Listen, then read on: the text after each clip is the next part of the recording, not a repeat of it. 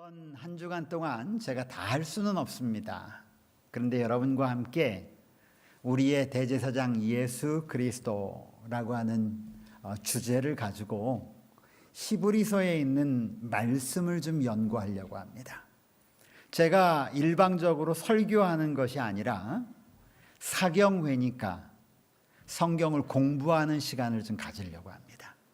그래서 이번 기간 동안 제가 여러분에게 부탁드릴 것이 있는데 매일 집회를 끝날 때마다 여러분에게 숙제를 내드릴 겁니다.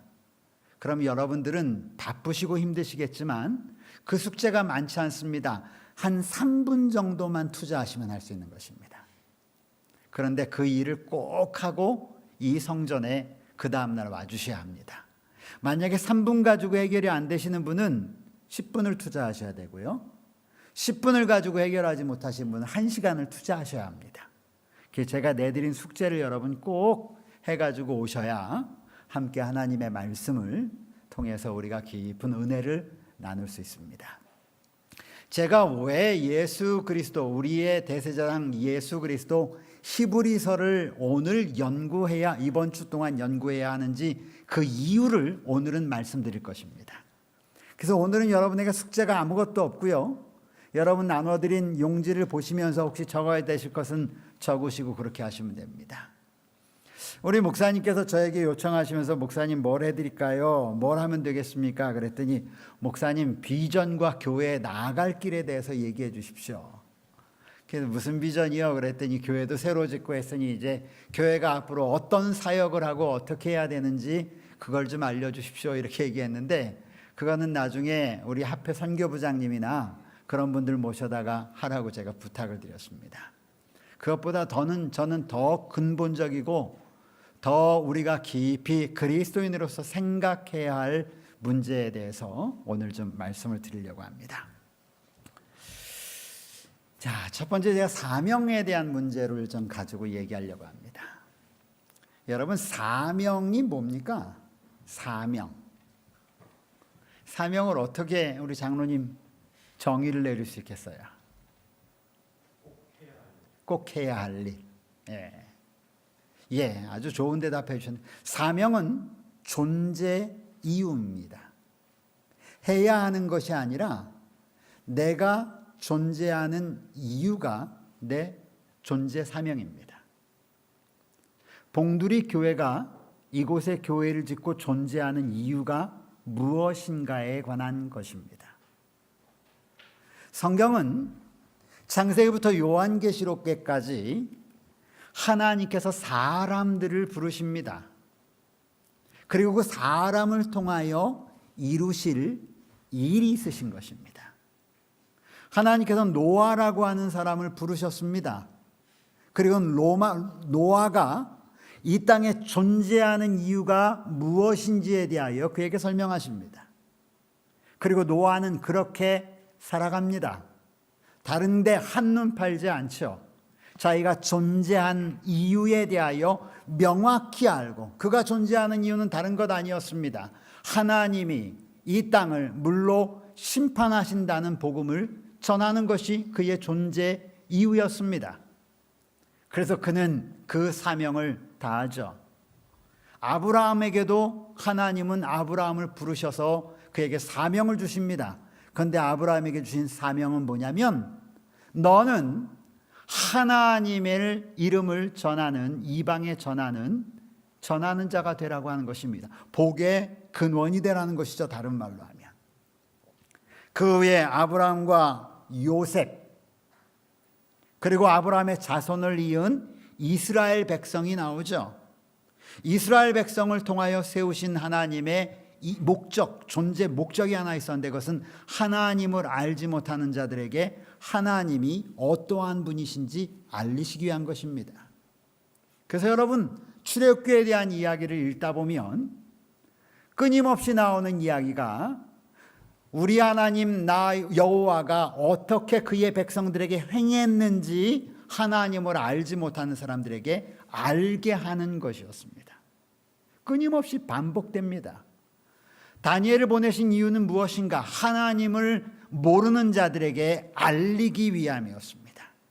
이렇게 이스라엘 백성들을 통하여 이루어졌던 하나님의 사명은 그 다음에 신약으로 넘어가면서 누구에게 전달이 되냐면 하나님의 백성들로 이루어진 초대 교회에게 전달됩니다. 초대 교회에게 전달된 사명은 무엇인가? 역시 하나님이란 분이 어떤 분인지 알리는 것이었습니다. 그리고 우리는 이 초대교회의 영향을 받아서 지금 이 봉두리라고 하는 지역에까지 교회를 세웠는데, 이 교회의 존재의 목적은 무엇이냐? 다른 건 아닙니다, 여러분. 하나님을 알리는 것이고, 하나님을 알지 못하는 자들을 하나님을 아는 자들로 만드는 것인데, 그것을 우리는 구원이라고 말합니다. 구원은 다른 것 아닙니다. 하나님을 알지 못하는 자들을 하나님을 아는 자들로 만드는 것입니다. 그게 교회의 존재 이유입니다. 다시요, 잘 들으십시오, 여러분. 하나님을 알지 못하는 자들에게 하나님을 알도록 만드는 것이 교회의 존재 이유라고요. 그러면 이 사명을 감당하기 위한 전제 조건이 하나 있어야 하는데, 그 전제 조건이 뭐냐면 우리가 먼저 하나님을 아느냐에 대한 문제인 것입니다. 무슨 말씀인지 아시겠어요? 우리가 하나님을 알지 못하는 자들이 하나님을 옳게 전할 수 있습니까? 없습니까? 없어요. 그러니까 교회가 된다라고 하는 것은, 교회로서 산다라고 하는 것의 가장 첫 번째는 이렇게 하나님의 교회를 짓고 여기 와서 예배드리는 것이 그것이다가 아니라 하나님을 아는 것이 먼저라고 하는 것이에요. 교회로 살기 위해서는 하나님을 알아야 합니다. 그 아는 사람을 통하여 무슨 일이 이루어지느냐? 구원의 역사가 이루어지는 것입니다. 초대교회 예를 한번 들어볼까요? 어떻게 오순절 당시에 그렇게 엄청난 많은 사람들이 그리스도의 교회로 막 물밀듯 갑자기 들어옵니까? 이유가 무엇입니까? 엄청난 전도의 방법이 있었기 때문인가요? 아니면 엄청난 도구들이 있었기 때문에 그렇습니까? 아니면 엄청난 물품을 사람들에게 나눠줘서 그런가요? 아니에요. 단 하나의 이유입니다. 무슨 이유냐? 예수 그리스도를 만난 사람들을 보고 난 다음에 사람들이 바뀌기 시작한 것입니다. 그 예수님을 만나고 아는 사람들의 모습을 통하여 그들이 예수님을 만나기 시작하는 것입니다. 그래서 교회의 성장과 부흥이라고 하는 것은 아주 단순합니다. 여러분, 방법으로 교회를 절대로 성장시킬 수 없습니다. 하나님의 교회의 성장의 방법은 사람입니다. 어떤 사람인가? 예수를 만난 사람이 그 교회에 몇 명이 있느냐인 것입니다. 이 교회를 아무리 아름답게 전하도 이 교회에 있는 성도들이 개인적으로 예수 그리스도를 만나는 경험을 하지 않으면 하나님은 이 교회 사람을 보내지 않으십니다. 이유가 뭔지 아십니까? 그 영혼이 다치기 때문에 그래요. 사람이 하나님을 만나지 않은 사람들의 특징은 사람을 다치게 합니다. 틀림없어요. 항상 반복됩니다. 그래서 교회의 사명은 사람을 구원하는 것인데, 어떤 방법을 통하여 구원하느냐? 먼저 하나님을 만난 사람을 통하여 사람을 구원한다는 것이에요. 자, 여기 사도행적은 이 사실에 대해서 이렇게 말합니다. 교회는 사람을 구원하기 위해 하나님께서 세우신 기관이다. 교회의 사명이죠. 교회는 사람을 구원하기 위하여 하나님이 세우신 기관이다. 그 사명은, 교회의 사명, 존재 이유는 세상에 복음을 전하는 것이다. 복음을 전하는 것이다. 태초부터 하나님은 당신의 교회를 통하여, 그 다음에 당신의 무엇과? 입이 잘, 글씨가 안 보이세요 여기? 당신의 무엇과? 충만과 무엇을? 풍족을. 당신의 충만과 풍족을 나타내시려고 계획하셨다. 누구를 통해서? 교회를 통해서. 그러면 여러분 잘 보십시오. 우리가 교회다운 것은 무엇이냐면 하나님의 충만과 풍족을 가지고 있어야 한다는 것이에요. 네? 성경을 아는 것도 매우 중요한데 그리스도인에게서 매우 이번에 사경의 기간 동안 생각해야 될 것은 내 안에 하나님의 충만과 풍족이 과연 있느냐? 첫 번째로 우리 안에, 둘째로는 우리 교회, 이 봉두리 교회 안에 하나님의 충만과 풍족이 진짜로 있느냐? 그것이 있어야 그 다음에는 뻗쳐나가는 것이죠. 그것이 없으면 뻗쳐나가는 것은 우리의 노력으로 어느 정도는 해가는데 곧 꼬꾸라듭니다. 왜? 하나님이 우리 속에 역사하지 않는 영적인 일들은요, 아무런 능력이 없기 때문에 그래요. 여러분 기억하십시오. 우리의 싸움은 이 하나님의 풍족과 충만이 우리 속에 있느냐에 대한 문제예요. 이거 제가 이번에 계속 반복합니다. 온 세상에 나타내실 계획하셨다. 하나님께서 어두움에서 불러내어 그의 기이한 빛 가운데 들어가게 하신 교인들은 무엇을? 하나님의 영광이 어디에 있어요? 저하고 지금 많이 익숙해지. 하나님의 영광이 어디에 있어요?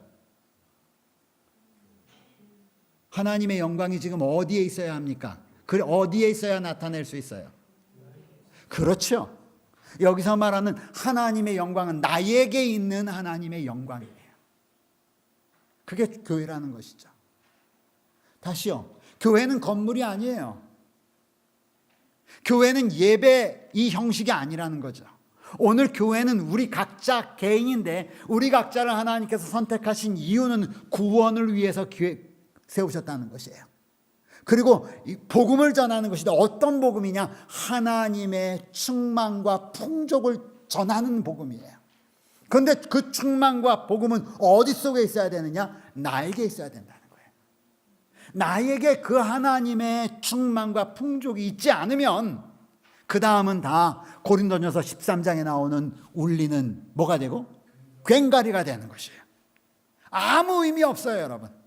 화려한 것 같지만 아무것도 아니에요. 이번 일주일 동안 여러분과 저는 화려한 것 아닌 근본을 찾아갈 거예요. 나에게 과연 그것이 있느냐? 내가 그것을 느끼면서 하나님의 충만과 풍족을 내가 과연 간직하고 있는 하나님의 백성인가? 어디서요? 히브리서를 통해서. 그리고 그 충만과 풍족이 있는 사람은 뭐가 드러나기 시작했냐면 영광이 드러나기 시작하는 거예요. 영광이 드러날 때 어떤 일들이 벌어지는가? 그 영광이 너무 환하기 때문에 그렇지 않은 사람들이 그 영광을 향하여 다가옵니다. 언제처럼? 오순절 역사의 역사처럼 말이죠. 그 교회 사명은 결국 우리가 하나님의 풍족과 충만을 가지고 있는 성도가 되느냐의 문제다라는 것을 여러분에게 말씀드립니다. 저는 이 교회가 여러분 각 개인이 이번 한 주간 동안 이 하나님의 충만과 풍족이 여러분의 마음을 좀 뜨겁게 채워서 여러분이 생각할 때마다 너무너무 감사하고 기분 좋아서 그렇게 되길 바랍니다. 저는 개인적으로 히브리서를 연구하면서 그런 것을 경험합니다. 오늘도 하나님의 말씀을 여러 차례 읽어서 히브리서를 계속 읽습니다. 읽을 때마다 제 마음 가운데 밀려오는 감동을 주체할 수가 없어요. 그 은혜를 주체할 수가 없어요. 제가 채워줘야 여러분에게 말씀드리는 것처럼 여러분도 채워줘야 여러분의 가지고 있는 하나님의 영광이 여러분의 삶을 통하여 나타낼 수 있다는 사실을 꼭 기억하게 되시기 바랍니다. 우리 재림교회 역사 가운데 가장 아쉽고 역사가들이 그리고 150년 이상이 지났는데 이 교회 역사 가운데 가장 안타깝게 생각하는 순간이 언제인가? 우리 교회의 역사가들은 기록하기를 1888년이라고 말합니다. 1888년, 도대체 지금부터 150년 전에 무슨 일이 있었길래 제가 오늘 이 말씀을 좀 드리려고 해요. 왜 이 말씀을 드리느냐? 이게 히브리서를 연구하는 이유가 되기 때문에 그래요. 1888년 미네아폴리스라고 하는 미국의 작은 도시에서 제7일 안식일 예수 재림교인들이 다 같이 모였습니다. 여러분 편안한 마음으로 이야기 듣듯이 들으세요. 오늘은 대총회를 하기 위해서 모였습니다.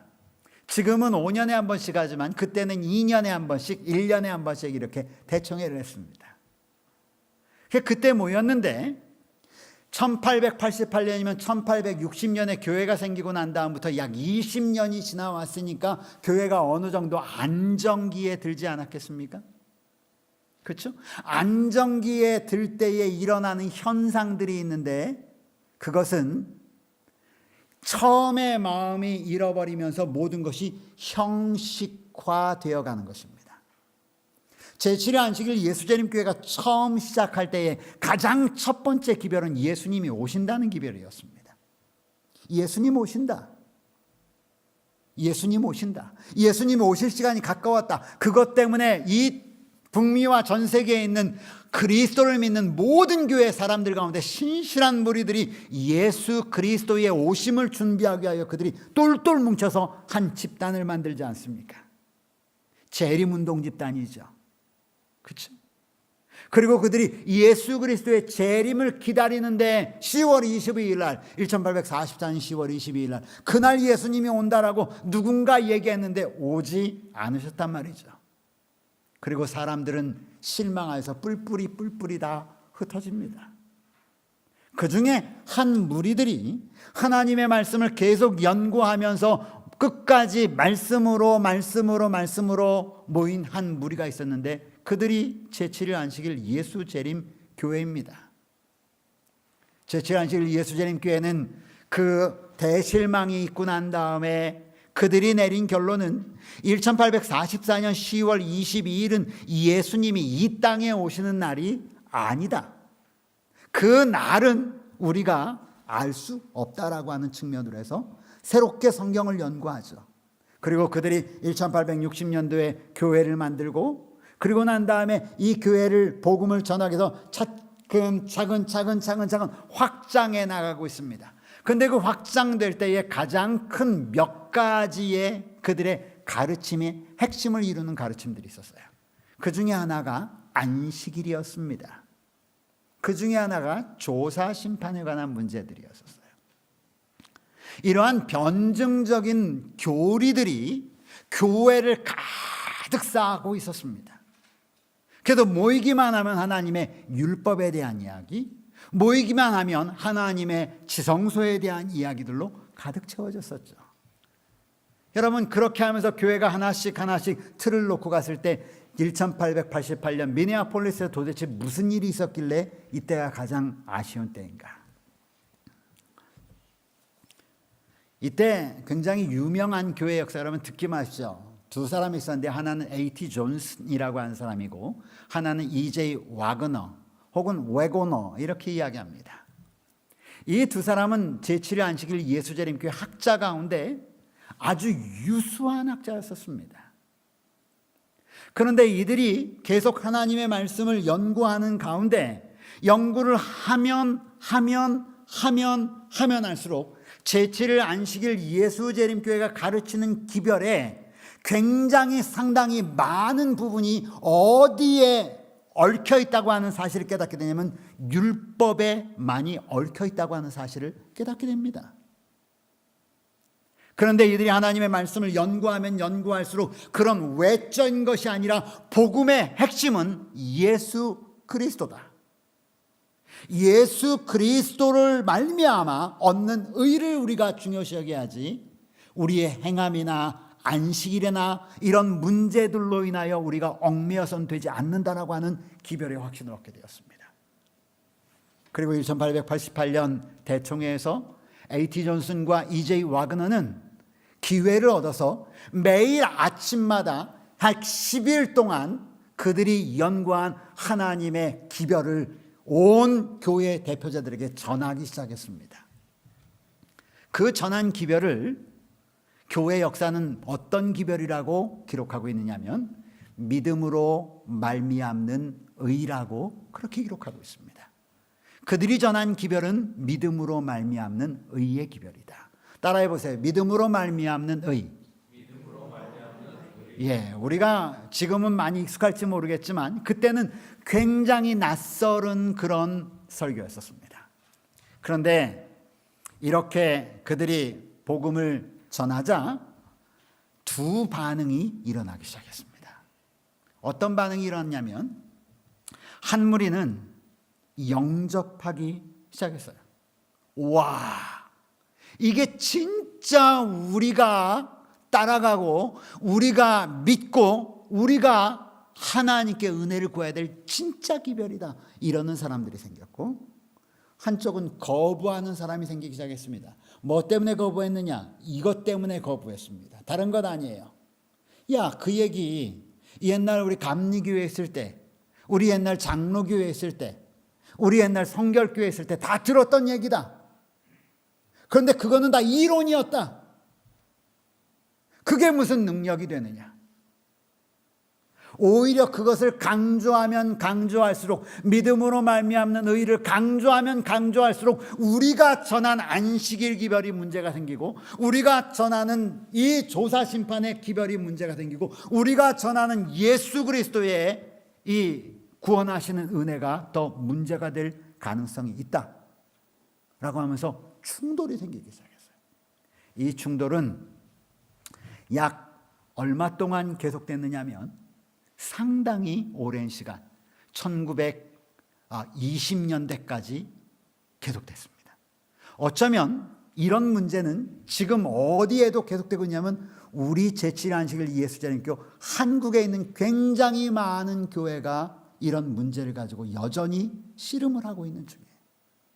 그런데 결론적으로 말하면 이 일이 있고 난 다음에 우리 제7안식일 예수재림 교회는 이 믿음으로 말미암는 의에 대한 재조명을 하기 시작했어요.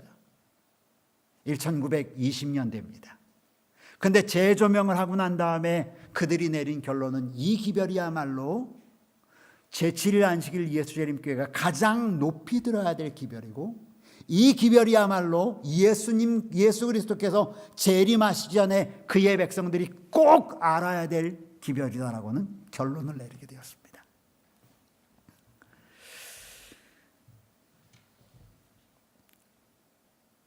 무엇이 문제였는가? 적어놓은 것입니다.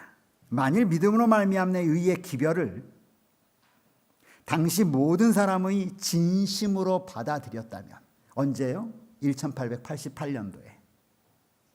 그때 받아들였다면, 여기 굉장히 중요한 이야기가 있어요. 믿음으로 말미암는 의의 기별을 그 당시 모든 사람들이 진심으로 받아들였다면 교회와 하나님의 일에, 사업에 어떤 일이 생겼을지 아무도 누가 말할 수 있겠는가? 또 많은 사람들이 그 기별을 거절했기 때문에 받게 될 손실을 누가 감히 측량할 수 있겠는가? 오직 영원만이 이 문제에 관한 사실을 완전히 드러낼 것이다. 그리스도 우리의 의라고 하는 책에 이런 문제를 언급하면서 그때 재림교회가 이 믿음으로 말미암는 의를 받아들이지 않음으로 겪게 된 놀라운 손실에 대하여 안타깝게 생각하면서 이렇게 적어놓았습니다. 그럼 믿음으로 말미암는 의가 왜 그렇게 중요한가? 오늘 그런 것 몇 가지만 좀 보겠습니다. 첫째, 믿음으로 말미암는 의를 말씀하시길 죄인을 구원하시는 하나님의 방법이라고 그랬어요. 여기 한번 보십시오. 믿음으로 말미암는 의는 죄인을 구원하시는 하나님의 방법이다. 곧 죄인들에게 그들의 죄와 정죄와 철저한 타락과 잃어버린 상태들을 깨닫게 하는 그분의 방법이다. 그러니까 믿음으로 말미암는 의를 알지 못하면 죄인을 구원하시는 하나님의 방법을 모른다는 거예요. 알지를 못해요. 교회에 왜 나오는가? 하나님의 죄인을 구원하는 그 은혜 때문에 나오는 것이 아니라 사람 때문에 나오고 건물 때문에 나오고 비즈니스 때문에 나오고 다른 이유 때문에 나올 수 있다는 것이죠.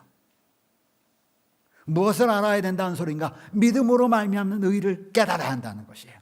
그래야 죄인을 구원하시는 하나님의 방법을 안다는 것이죠.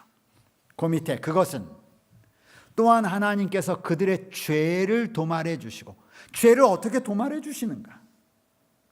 제7일 안식일 예수재림 교인들에게 자주 묻습니다. 예수 그리스도께서 십자가를 통하여 여러분의 죄를 도말하셨음을 믿으십니까? 라고 이렇게 물으면 답을 잘 안 해. 이유가 무엇인가? 여기 얘기했어요. 하나님의 방법을 몰라요. 그 하나님의 방법이 우리에게 어떻게 역사했는지 모르는 거예요. 여전히 죄를 도말해 주시긴 도말해 주셨는데 그 하나님의 구원을 맛보기 위해서는 뭔가를 내가 해야 될 것 같아. 안식일도 잘 지켜야 될 것 같고, 뭣도 해야 될 것 같고, 뭣도 해야 될 것 같고, 뭣도 해야 될 것 같고, 뭣도 해야 될 것 같아. 그것이 뭐냐면 믿음으로 말미암는 의예요. 그것은 하나님께서 그들의 죄를 도말해 주시고 그분의 신성한 율법의 정죄에서 구원해 주시고 하나님과 그분의 율법 앞에서 새롭게 의로운 입장을 취하게 해주시는 하나님의 방법이다. 뭐가? 믿음으로 말미암는 의가. 그걸 깨닫는 것이. 그래서 믿음으로 말미암는 의를 깨닫는 것이 결국 우리를 하나님 앞에 온전히 서게 하는 그 하나님의 방법을 깨닫는 것이다. 그렇기 때문에 그것을 깨달아야 된다는 것이에요. 다음 뭐라고 그랬어요? 믿음으로 말미암는 큰 외침으로 선포해야 할 기별이다. 제가 오늘 여러분 별로 안 되지만 제가 큰 소리로 선포하는 것은 이 말씀 때문에 그래요. 한번 읽어볼까요? 이것이야말로. 보이세요 뒤에? 시작.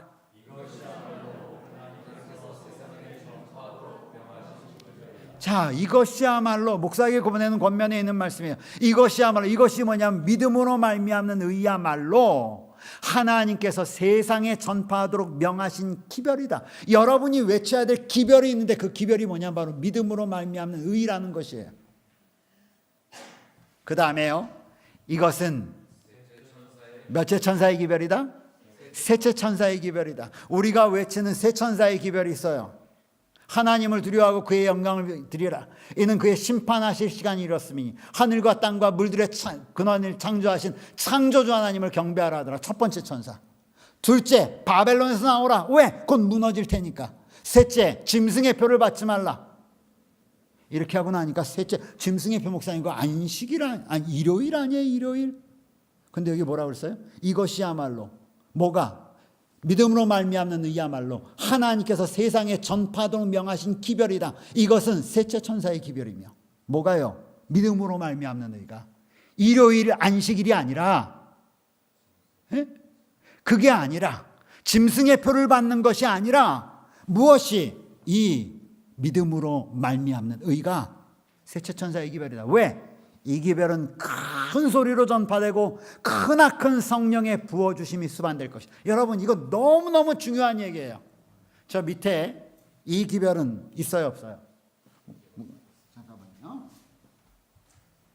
제가 안 가졌어요, 이거. 자, 여기 이 기별은 보여요? 시, 함께 읽어봅시다. 시작. 이 기별은 큰 소리로 전파되고 크나큰 성령의 부어주심이 수반될 것이다. 여러분, 믿음으로 말미암는 의가 큰 소리로 전파되면 어떤 일이 벌어진다고 하냐면 크나큰 성령의 부어주심, 늦은 비 성령의, 다른 말로 하면 우리가 그토록 많이 외친 늦은 비 성령의 역사가 부어주신다는 거예요. 어떤 자들에게? 믿음으로 말미암는 의가 체험되는 자들에게 말이에요. 믿음으로 말미암는 의의 체험은 뭐예요? 다른 것이 아니잖아요. 하나님이 우리를 어떻게 구원하시는지 그 방법을 마음 가운데 깨달은 자, 그것을 나의 삶 속에 체득한 자, 그것 때문에 내 마음이 충만한 자, 그것 때문에 내 마음이 가득 차 있는 자. 여러분 생각해 보세요. 예수 그리스도의 구원하시는 은혜가 그의 마음 가운데 가득 찬 자의 삶이 어떨지 한번 생각해 보시란 말이에요. 왜 초대교회에, 왜 하나님의 120명의 다락방에 모인 사람들에게, 왜 그들에게만 이른 비 성령의 역사가 있었느냐 이 말이에요. 그들의 심령 가운데 구원하심이 가득 찼어요. 주체할 수 없었단 말이에요. 그들이 예수 그리스도의 구원하심 때문에 너무너무 감동되고 너무 감사해서 그들이 모여 기도하고 찬양할 때 마음이 뜨거워졌어요. 그 은혜가 충만할 때에 그 충만한 자들에게 이른비 성령이 임했던 것처럼 약속된 늦은비 성령, 오순절에 성령의 역사가 재현될 것이라고 하는데 그 재현이 누구에게 되느냐? 이 늦은비, 이 믿음으로 말미암는 의를 경험하는 자들에게 그것이 재현될 것이라는 거예요. 여러분, 우리 모두 그래야 되지 않? 그거는 여러분이 그렇든 안 그렇든 하나님의 말씀에 의하면 그것은 이 지구 역사의 마지막 순간에 재현될 것을 성경은 예언해 놓으셨잖아요.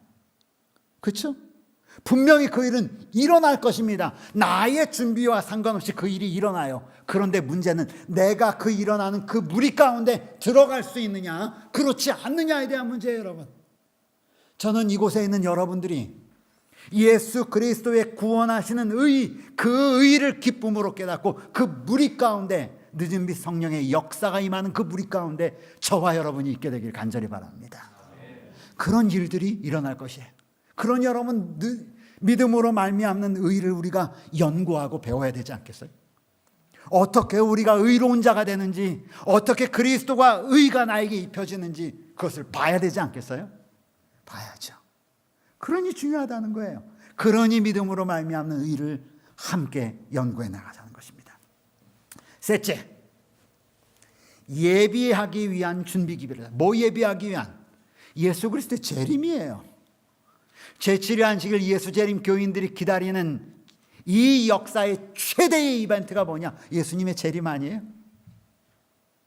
대답들이 없으십니까? 아니에요? 맞아요, 아니에요? 여러분, 우리 교회 이름은 되게 길게 제7회 안식일 예수 재림교 이렇게 되어 있지만 영어로는 간단해요. Seventh Day Adventist. 그걸 줄여서 뭐라고 해요? Adventist. 뭐예요? 재림주의자들이에요. 우리의 유일한 소망은 예수님의 재림이란 말이에요. 그럼 예수님의 재림을 준비하는 일이 있어야 되는데 그것이 어떻게 되느냐? 이 일을 통해서 된다는 거예요. 뭐라고 그랬습니까? 그리스도의 의에 대한 기별은 주의 길을 예비하기 위하여 땅 끝에서 땅 이 끝에서 저 끝까지 울려 퍼질 것이다.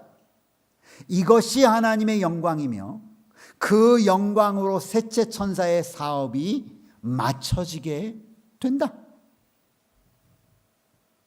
뭐가 맞춰져요? 셋째 천사의 기별이요.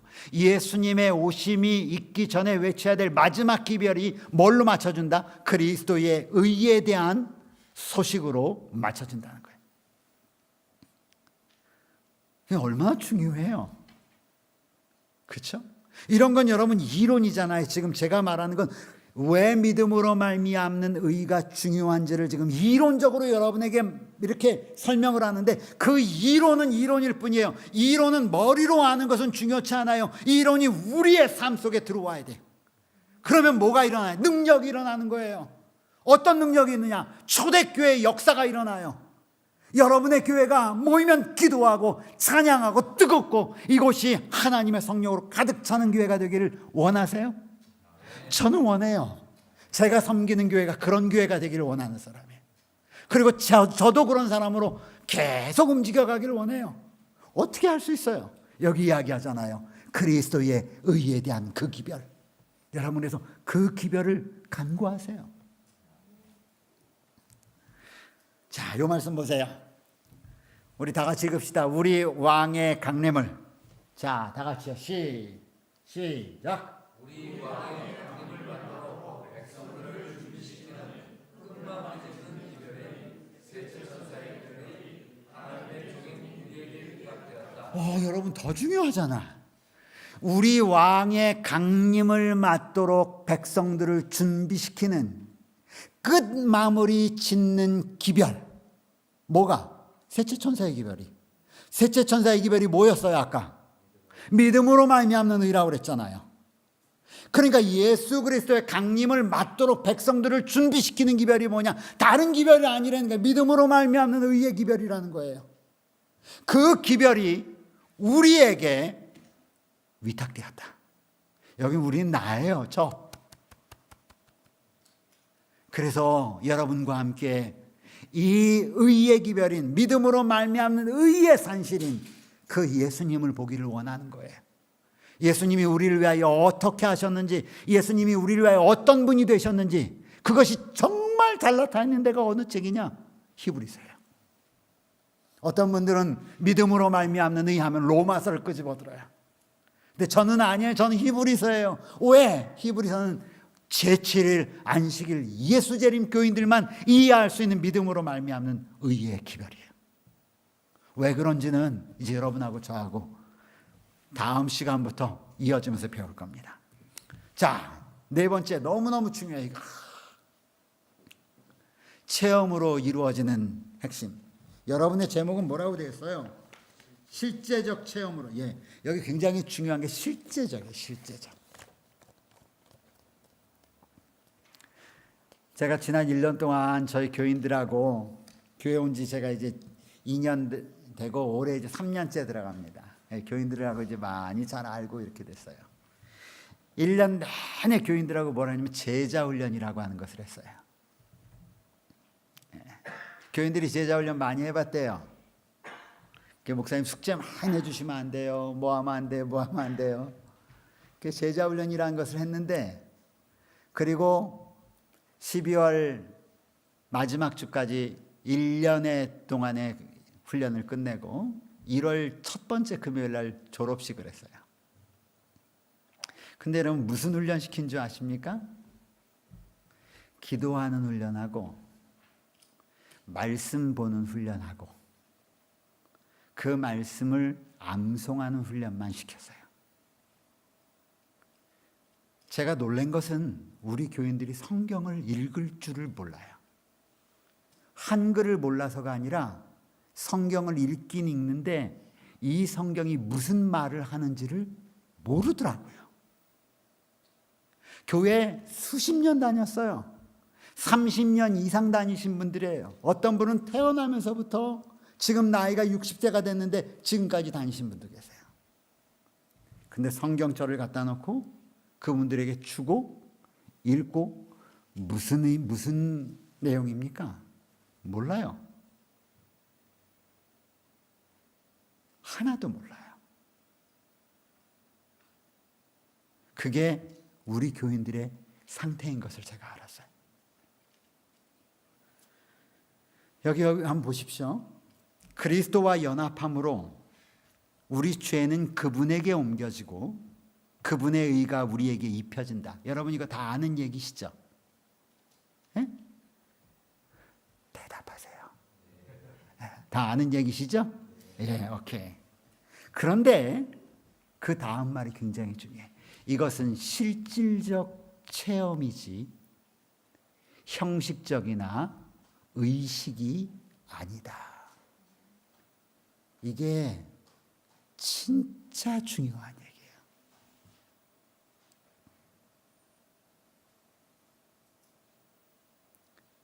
그리스도와 연합함으로 우리 죄는 그분에게 옮겨지고 그분의 의가 우리에게 입혀지게 된다. 이것은 이 믿음으로 말미암는 의는 실질적 체험이지 형식이나 의식이 아니다.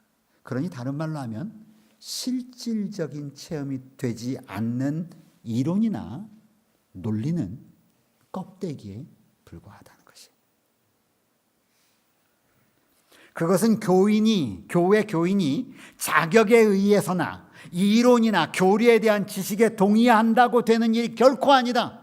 아, 목사님 말 내가 동의해요. 그런다고 믿음으로 말미암는 의의 문제가 해결된 것이 아니다 이거예요. 그리스도와 연합함으로 어떻게 연합하는가? 그리스도 인생에 관련된 모든 것에 진실로 만족스러운 것이 나타나게 될 것이다. 그러므로 믿음으로 말미암는 의는 이론이 아니라 그 역사가 우리 속에 들어오는 것을, 그래서 여러분이 하나님의 말씀을 쭉 읽고 나면, 믿음으로 말미암는 의에 대한 이 진리를 배우고 나면 하나님의 말씀을 읽어 나갈 때마다 나도 모르는 사이에 이 말씀에 감동이 되고, 나도 모르는 사이에 이 말씀 때문에 고개가 끄덕여지고, 나도 모르는 사이에 이 말씀이 나를 감동을 시켜서 내 삶을 이끌어가는 거예요. 그런 역사가 그게 믿음으로 말미암는 의라는 것이죠. 다섯 번째, 가장 중요한 교훈. 지금은 믿음으로 말미암는 의가 어떤 것들인지 얼만큼 중요한지만 지금 계속 제가 반복합니다. 오늘은 그것만 다 하는 거예요. 제7일 안식일 예수재림 신도들이 1888년의 기별을 무시하게 되면 주님께서 우리에게 가르치시려고 하는 가장 중요한 교훈을 상실하게 될 것이다. 어떤 교훈을? 가장 중요한 교훈이란. 그러니까 1888년에 제7일 안식일 예수 재림 교인들에게 가르치려고 하나님께서 준비해 주는 가장 중요한 기별을 오늘 2018년도에 있는 하나님의 백성들이 모르면 하나님이 우리를 위하여 준비해 놓은 가장 중요한 기별을 우리는 놓치고 있는 것이라는 거예요. 그러니 연구해야 된다는 거죠. 언제? 이 사경의 기간에. 이것이 바로 셋째 천사의 기별이다. 여러 사람이 믿음으로 말미암는 의에 대한 기별이 셋째 천사의 기별이냐고 편지로 나에게 물어왔다. 나는 그것은 참된 진실로 셋째 천사의 기별이다라고 대답했다. 마지막 기별이다라는 거예요. 무엇이? 믿음으로 말미암는 의가. 믿음으로 말미암는 의가 이 시대에 전해야 될 마지막 기별이에요. 첫째 천사의 기별은 뭐예요? 예수 그리스도의 재림과 안식일 문제예요.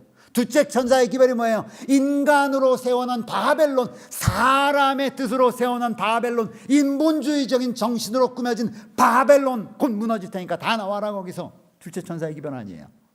셋째 천사의 기별이 뭐예요? 믿음으로 말미암는 의래. 어떤 분들은 셋째 천사의 기별은 짐승의 표를 받지 말라래요. 맞아, 이마의 손에 짐승의 표를 받으면 그도 하나님의 진노의 포도를 마시니 밤낮 진노의 포도를 마시리라. 그런데 하나님의 백성이 거기 나와요. 예수 믿음을 가진 자들.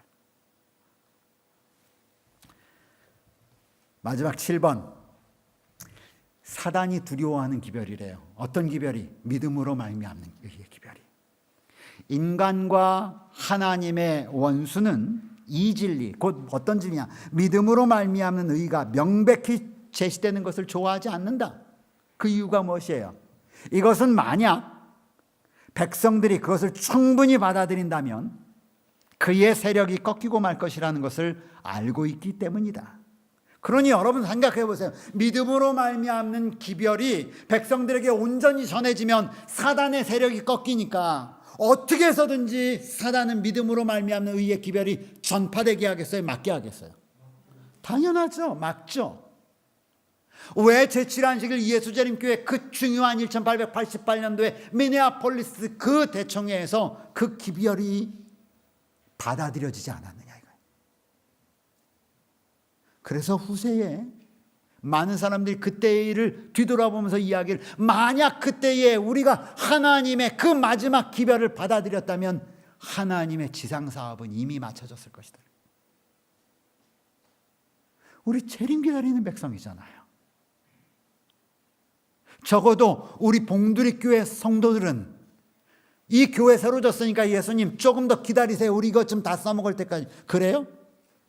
아니시잖아요. 오늘이라도 좋으니 예수님, 오늘 밤이라도 좋으니.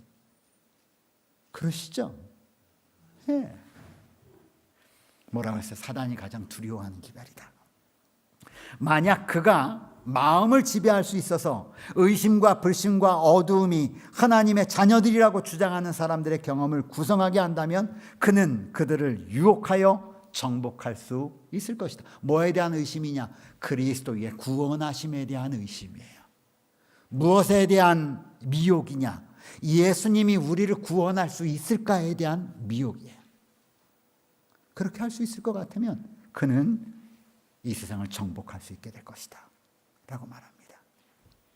자, 여러분, 이토록 믿음으로 말미암는 의는 아주 중요합니다, 우리에게 있어서. 그래서 이번 주에 우리는 믿음으로 말미암는 의를 대한 것들을 공부하게 될 것입니다. 그런데 믿음으로 말미암는 의는 누구를 바라보라는 기별인가? 예수를 바라보라는 기별이에요. 따라하십시오. 예수를 바라보자. 예수를 바라보자.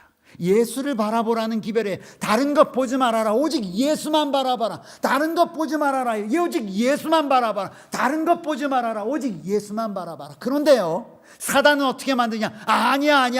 야, 예수님의 분신이라고는 목사님 있잖아. 목사님만 바라보면 돼. 아니야. 장로님 계시잖아. 장로님 바라봐. 바라보면 넘어지고 넘어지는 거예요. 그래서 히브리서에는 예수를 깊이 생각해라. 영어로는 fix your thought on Jesus. 영어로 이게 무슨 말인지 알죠? 네? 너의 생각을 예수님께 고정시켜라. 히브리서 7장 22절, 예수는 언약의 약속의 보증이 되신 분이다. 그러니 예수를 바라봐라. 히브리서 12장 2절, 예수를 바라보자. 히브리서 13장 15절, 오직 예수로 말미암아 너희가 하나님의 풍성한 은혜에 들어갈 수 있다. 계속 히브리서는 예수에 대해서 이야기합니다. 여러분과 제가 함께 히브리서를 연구하고 나면 아마 여러분의 마음 가운데 큰 구원의 확신이 있을 줄을 저는 확신합니다. 왜요? 제가 그러니까요. 근데 이렇게 하려면 우리가 준비해야 될 일이 있어요. 이렇게 되기 위해서는 여러분과 제가 준비해야 돼요. 그 준비가 어떤 준비냐? 바로 이런 준비입니다. 제가 성경절 하나 드릴 테니까 여러분 많이 보신 성경절 한번 보십시오. 자, 함께 읽어볼까요? 그러므로 시작. 그러므로 믿음은 들음에서 나며 들음은 그리스도의 말씀으로 말미암느니라. 믿음이 들음에서 나나요? 네? 여러분 교회 와서 목사님 말씀 많이 들으면 믿음이 막 생기던가요? 네? 일시적으로. 네. 목사님 얘기를 들으면 동의는 되시죠? 그 믿음으로 자라지는 않으십니다. 그러면요, 누가 믿음이 최고 좋아야 되냐면 이 교회에서 자란 지 오래 되시면 되실수록 하나님의 품성에 가까우셔야 돼요. 왜? 최고 많이 들었을 테니까. 근데 그러던가요? 그렇지 않은 경우도 많이 보셨죠? 그러므로 여기서 이 말씀을 제가 적은 이유가 있어요. 그러므로 믿음은 들으면, 여러분 들으셔야 합니다. 근데 뭘 듣느냐가 중요해요. 저처럼 제가 하는 설교를 들어서는 여러분 믿음 안 자라나세요. 목사의 설교 듣고 믿음 잘한다는 착각을 하지 마십시오. 이거는 무슨 신앙이냐면 기복신앙이에요. 잘하긴 할 겁니다. 조금씩이요. 그런데 이 하나님의 말씀은 그런 의미가 아니에요.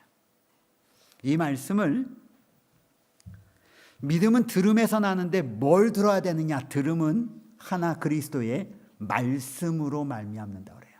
그러니까 말씀을 들어야 해요. 말씀은 보는 게 아니라 듣는 거예요. 목사님 무슨 말씀하시지? 여러분 이 성경 말씀은요, 눈으로 보는 게 아니라 듣는 거예요. 이걸 제가 다른 말로 번역해 여러분에게 설명드리기 위해서 영어를 가져왔어요. 이거 잘 안 보이네. 여러분 거기에 적혀 있죠? 무슨 의미냐? consequently. 결론적으로 말하자면 이거예요. Faith comes from hearing the message. 듣는데 뭘 들어야 되냐면 메시지를 들어야 돼요. 메시지. 목사님의 설교를 통해서 그냥 소리를 듣는 것이 아니라 하나님이 나에게 하시는 메시지가 뭔지를 들어야 돼요. 그런데 목사님을 통한 메시지라고 말하지 아니하고 그 메시지 comes from the word of God 그랬어요. 이 메시지는 어디서부터 오느냐? 하나님의 말씀으로부터 오는 메시지. 그러니 여러분이 믿음이 자라시려면 해야 되는 일이 있는데 하나님의 말씀을 통하여 나에게 말씀하시는 음성이 무엇인지 들을 줄 아셔야 돼요. 그거 못 들으시면 여러분 믿음 잘하지 않으세요. 그거 들을 줄 아셔야 돼요. 그럼 우리가 해야 될 일이 뭐냐? 여러분이 해야 될 일, 이번 일주일 동안 여러분과 제가 함께 해야 될 일이 뭐냐면 말씀을 통해서 하나님이 나에게 무슨 말 하는지 듣는 연습 한번 할 거예요. 뭘 연구하면서? 히브리서를 연구하면서. 제가 설교하는 게 아니라 여러분이 들은 하나님의 말씀이 어떤 건지 한번 연습해 보자 이거예요. 첫날부터 잘 안 될 것입니다. 그러나 한번 하셔야 돼요. 그래서 여러분이 그리스도의 의를 깨닫는 데 있어서 가장 중요한 것은 뭐냐면 그리스도의 의를 설명하기 가장 좋은 그리스도의 의에 대해서 가장 많이 설교하는 이 히브리서에 있는 말씀을 여러분의 눈을 통하여 보면서 여러분에게 말씀하시는 메시지를 들어야 돼요. 제가 얘기하는 게 아니라 여러분에게 하나님이 말씀하시는 메시지. 그 메시지를 보기 시작하면 여러분이 바뀌기 시작해요. 그 메시지를 보지 못하면 여러분이 백날 가도 바뀌지 않아요. 마음에 기쁨 없어요. 하나님의 거룩한 능력이 여러분의 삶을 주관하지 않아. 그런데 그 메시지가 여러분을 사로잡기 시작하면 나도 모르는 사이에 사도 바울이 말하는 것처럼 나의 나 된 것은 하나님의 은혜라. 아멘. 그 역사가 일어나요. 그래서 저는 여러분에게 간절히 바라기는 우리가 해야 될 일이 있는데 제가 이제 끝나기 전에 여러분에게 내일 범위를 드릴 거예요. 그 말씀을 읽으시면서 성령께서 나에게 하시는 메시지가 뭔가를 들으세요. 그리고 기록해 보세요. 하나님이 나에게 뭘 말씀하시는지. 그래서 그 메시지를 듣기 시작하면 여러분은 새로운 세계를 접하게 될 것이고 그 새로운 세계를 접한 자들에게 하나님이 놀라운 약속을 주셨는데 이른 비와는 비교할 수 없는 늦은 비에 놀라운 역사를 부어 주시겠다는 거예요. 크게 아멘 하세요. 이왕 하시려면 그 역사가 우리 봉두리 교회에 있어야 되지 않겠습니까, 여러분? 하나님의 남은 백성이라고 하는 우리에게 있어야 되지 않겠어요? 저는 그 놀라운 일이 일어나게 되기를 간절히 소망합니다. 다시 한번 말씀드립니다. 그러므로 결론적으로 말하기는 믿음은 hearing the message, 메시지를 듣는 것으로부터 옵니다. 그런데 the message, 그 메시지는 is heard, 듣는 것인데 무엇으로부터 듣냐면 through the word of God, word about Christ, 예수 그리스도에 관하여 말씀하시는 그 말씀으로부터 메시지는 오는 것입니다. 그러니 여러분 이제 내일부터 말씀을 연구합시다. 내일 연구할 말씀은 여러분 다 펴보세요. 히브리서 1장 1절부터 제가 많이 드릴게요. 2장 4절까지.